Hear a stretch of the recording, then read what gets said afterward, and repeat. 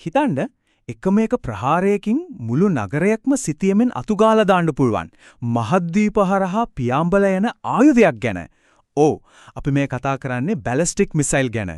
මේවා තාමත් නූතන යුද තාක්ෂණයේ සහ ඇත්තටම මුළු ලෝක දේශපාලනයේම හරිම වැදගත් කොටසක්.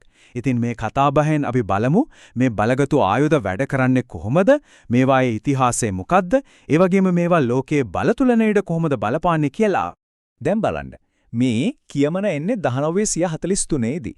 ඒ කියන්නේ ගුවන් යානාවලින් බෝම්බ දාන එක තාම ටිකක් අලුත් දෙයක් වගේ තිබුණු කාලෙක. එහු කාලෙක දෙවනි ලෝක යුද්ධයේ මැද්දේ ඉඳගෙන ජෙනරල් හැප් ආනල්ඩ් අනාවැකයක් කිව්වා අනාගතයේ දවසක අභ්‍යවකාශය හරහා එන එකම එක ආයුධයකින් මුළු නගරයක්ම විනාශ කරන්න පුළුවන් වෙයි කියලා. ඒ කාලේ හැටියේ දෙක කොයිතරම් දුරදිග හිතපු දෙයක්ද? ඉතින් ජෙනරල් ආනල්ඩ් කිව්වේ ඒ නුදුරු දවස කියන්නේ වෙන කවදාහය නෙවෙයි.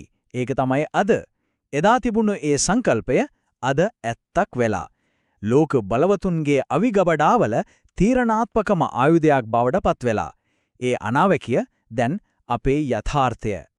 හොඳයි. එහෙනම් මේ යථාර්ථය කොච්චර ප්‍රබලද? මේවා නිකම් කඩදාසිවල තියෙන න්‍යායාත්මක ආයුධ විතරක්ම නෙවෙයි. දැන් අපි බලන්න යන්නේ මෑත කාලීන සිදුවීම් දිහා. මේ ආයුධ ඇත්තටම ලෝකෙ ඉස්සරහා ප්‍රදර්ශනය වුණු හැටි.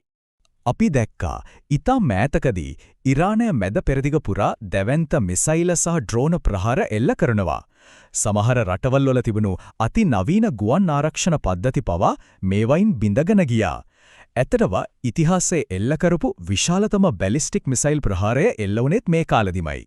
ඉතින් මේ සිදුවීම් වලින් අපිට පැහැදිලි වෙනවා කාරණා දෙකක්. එකක් මේ ආයුධවල තියෙන බලය.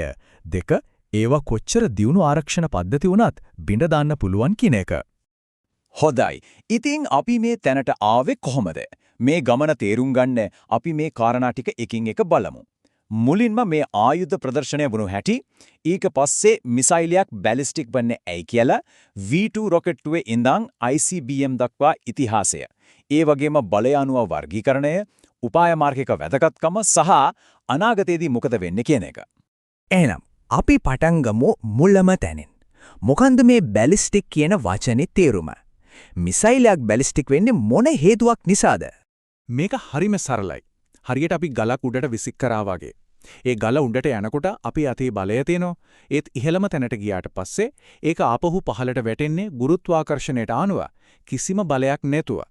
බැලිස්ටික් මිසයිලයත් ඒ වගේ. ඒකේ ගමරේ වැඩි කොටසක් යන්නේ කිසිම එන්ජින් බලයක් නැතුව නිකම්ම ඇදගෙන වැටෙන එකක් විදිහට. ඒක තමයි බැලිස්ටික් කියන එකේ හරය. ඔව් දැන් මේක බලන්නකෝ බැලිස්ටික් මිසයිලයයි ක්‍රූස් මිසයිලයයි අතර තියෙන ප්‍රධානම වෙනස මෙතන තියෙනවා. බැලිස්ටික් මිසයිලයක් කියන්නේ හරියට අභ්‍යවකාශයටම විදින කාලතුවක්කු උණ්ඩක් වගේ. ඒක උඩට ගිහින් චාපයක් ඇඳලා පහළට වැටෙනවා. හැබැයි ක්‍රූස් මිසයිලයක් කියන්නේ ඊට වඩා හාත්පසින්ම වෙනස්. ඒක හරියට පොළවට කිට්ටුවෙන් භූමියට සමානතරව පියාඹන පුංචි ගුවන් යානයක් එහෙම නැත්නම් ඩ්‍රෝන් එකක් වගේ. ඒකේ ගමන පුරාම එන්ජින්ම ක්‍රියාත්මකයි. ඉතින් මේ බැලිස්ටික් මිසයිල් එකක ගමන ප්‍රධාන අදියර තුනකට බෙදන්න පුළුවන්. පළවෙනි එක බූස්ට් ෆේස් එක. ඒ කියන්නේ රොකට් එන්ජින් පත්වල මිසයිලය වායුගෝලයෙන් එළියට අභ්‍යවකාශයට තල්ලු කරන අදියර. ඊට පස්සේ එන්නේ මිඩ් කෝස් ෆේස් එක. මෙතනදී එන්ජින් ඔෆ්. මිසයිලය තමන්ගේ ගම්‍යතාවයෙන් අභ්‍යවකාශය හරහා නිදහසේ ගමන් කරනවා. අන්තිමට ටර්මිනල් ෆේස් එකේදී ඒක ආයත් පෘථිවි වායුගෝලයට ඇතුල් වෙලා අධික වේගයෙන් ඉලක්කය දිහාට ඇදගෙන වැටෙනවා. හරි. අපි දැන් දන්නවා මූලික સિદ્ધාන්තය. ඉතින් මේ સિદ્ધාන්තය ඇත්තරම ලෝකයේ වෙනස් කරන ආයුධයක් උනේ කොහොමද? ඒ කතාවේ ආරම්භය තියෙන්නේ නාසි ජර්මනිය V2 රොකට්ටුවත් එක්ක.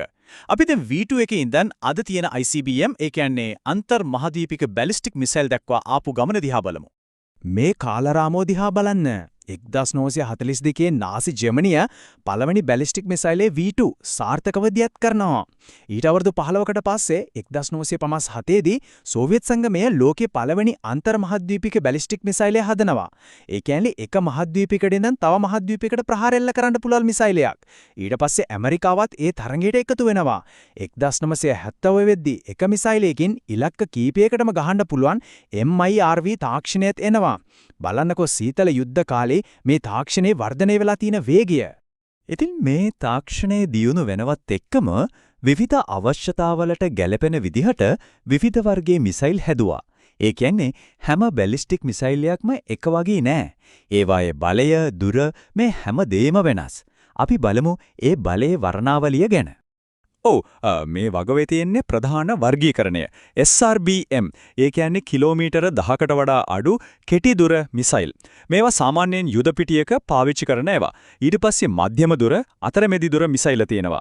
අන්තිමට ICBM. ඒ කියන්නේ අන්තර් මහද්වීපික මිසයිල්. මේවට කිලෝමීටර 5500කටත් වඩා දුර යන්න පුළුවන්. ඒ කියන්නේ ලෝකයේ ඕනෑම තැනකට වගේ ප්‍රහාර එල්ල කිරීමේ හැකියාව. ඒ විතරක් නෙවෙයි. මේ මිසයිල දියත් කරන්න පුළුවන් තැන් හරිම විවිධාකාරයි. පොළොව යට හංගපු සයිලෝ එකක ඉඳන් පාරේ යන ලොරි එකක් වගේ පේන ජංගම ලොන්චර් එකකින් එමත් නැත්නම් දුම්රියකින් නැවකින් නැත්නම් මුහුද යට ඉන්න සබ්මරීන් එකකින් උනත් දියත් කරන්න පුළුවන්. මේ විවිධත්වය නිසාම මේවා දියත් කරන්න කලින් හොයාගන්න එක හරිම අමාරුයි. ඉතින් මේ තාක්ෂණය දියුණු වෙනුවත් එක්කම යුද්ධය කියන එක නිකම් ආයුධ වලින් ගහගන්න එකක් නෙවෙයි. ඊට වඩා සංකීර්ණ දෙයක් බවට පත් වුණා. ඒක හරියට ලෝක මට්ටමේ උපාය මාර්ගික චෙස් ක්‍රීඩාවක් වගේ. හැබැයි මේ ක්‍රීඩාවේ පෙරදුනොත් වෙන විනාශය අතිමහත්. අපි බලමු මේ ක්‍රීඩාව ක්‍රියාත්මක වෙන හැටි. මේ චෙස් ක්‍රීඩාවේදී එක පැත්තක බලය මනින එක වැදගත් මිනුමක් තමයි throw weight කියන්නේ. සරලවම කිව්වොත් ඒකෙන් කියවෙන්නේ මිසයිල් එකට උස්සගෙන යන්න පුරුවන් මුළු බර. ඒ කියන්නේ යුද ශීර්ෂ ඒවා අරන් යන වාහන ඔය ඔක්කොම එකතු කරලා. ඇත්තටම මේක තමයි මිසයිල් එකේ විනාශකාරී බලය මනින ප්‍රධානම මෙම්ම.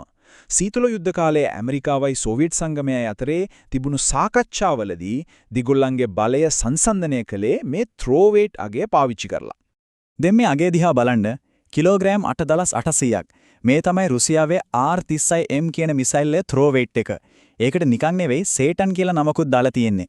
එකම එක මිසයිල් එකකින් මේ තරම් දැවැන්ත බරක්, ඒ කියන්නේ මේ තරම් දැවැන්ත විනාශකාරී බලයක් ගෙනියන්න පුරවන් වීමෙන්ම පේනවා සීතල යුද්ධ කාලේ තිබුණු තර්ජනය කොයි වගේද කියලා. ඊට පස්සේ එනවා තාක්ෂණයේ ඊළඟ මහපිම්ම. ඒ තමයි මිරුව්. එමත් නැත්නම් මර්ව්.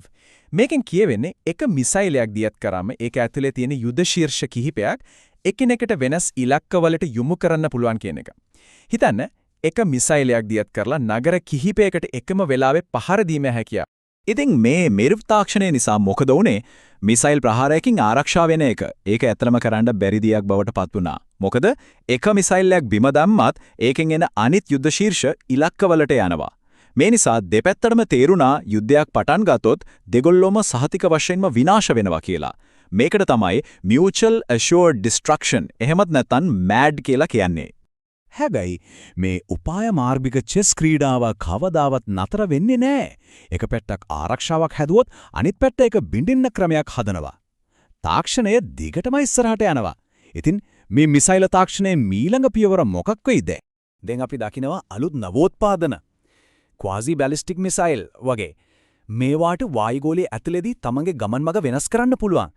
ඒ කියන්නේ අනාවැකි කියන්න හරිම අමාරුයි. ඒ වගේම රේඩාර් වලට අහුවෙන්නේ නැති වෙන්න හරිම පහලින් වේගයෙන් යන මිසයිල්ල තියෙනවා.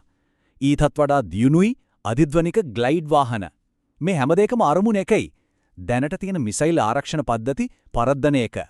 ඉතින් මේ හැම දෙයම එක්ක අපිට මේ ප්‍රශ්නේ අහන්න වෙනවා. මේ අලුත් අධිධ්වනික ආයුධ යුගයේ අපි මෙච්චර වෙලා කතා කරපු සම්භාව්‍ය බැලිස්ටික් මිසයිල් වල කතාව ඉවරද? නැත්නම් මේ පටන් ගන්නේ ඒ කතාවේම අලුත් පරිච්ඡේදයක්ද?